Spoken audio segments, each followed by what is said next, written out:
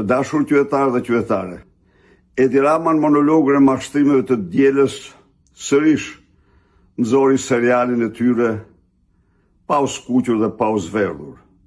Premtoi se do të realizojë një marrëveshje partneriteti strategjik me Greqinë në një kohë kur faktikisht lejoi të skadoj traktati i miqësisë me këtë vend dhe krijoi një seri probleme madhore të paqena më parë. Së dyti, ai në monologun e tij u rikthye prap tek paketa e mafjes, që ai po e quajnë paketa e maleve. Çdo qytetar shqiptar duhet ta di se në vitin 2012 në Parlamentin shqiptar u miratue ligji sipas të cilit të gjithë ata që investonin në zonat malore të Shqipërisë do të ishin 8 vite pa asnjë taks. Një nga ligjet e para që anulloi Edi Rama ishte pikërisht ky ligj. Dhe tani premton lehtësira për investime në tokën e Babës në një kohë kur me kadastrën e tij ka bërë batërdin më të madhe mbi pronat dhe pronësinë. U zotua se paketa e maleve do të jetë një mundësi për banorët në një kohë kur paketën e maleve ai e ka zhvendosur në Maminas dhe në zonën bregdetare.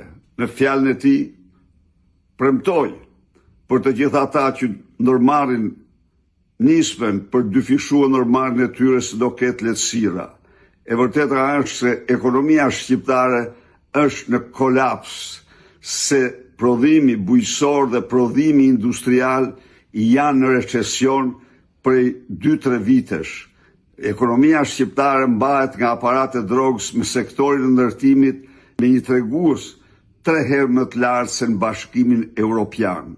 Në fjalën e tij, mashtrim u nal tek siguria ushqimore. Siguria ushqimore është pothuajse inekzistente në Shqipëri. Dhe kjo ka si shkak kryesor mafjen dhe vetëm mafjen shtetërore. Shqipëria sot është i vetmi vend i cili nuk ka autoritetin e sigurisë ushqimore, sepse atë e shkriu Edi Rama me pretekstin e mos funksionimit të tij. Sigurisht që ai autoritet ishte, siç janë agjencitë e tjera të këtij vendi, të ngërthyera kokë-këmbë nga korrupsioni, por asgjësimi zhdukje e tij pa zëvendësuar me një autoritet të ri që të përmbush një detyrim madhor, siç është siguria ushqimore, është një akt kriminal. Së fundi, duhet të them këtu se nuk foli një fjalë të vetme, ndonë se u ndal tek Emiratet e Bashkuara Arabe, marrëdhëniet me Greqinë, por nuk tha një fjalë të vetme për fyrjen, për qëndrimin antishqiptar të zëdhënësit tij në politikën e jashtme, në të cilën në akt të papërgjegjshëm, të turpshëm, antishqiptar, vlerësohen qytetar shqiptar të Maqedonisë së Veriut si idiot.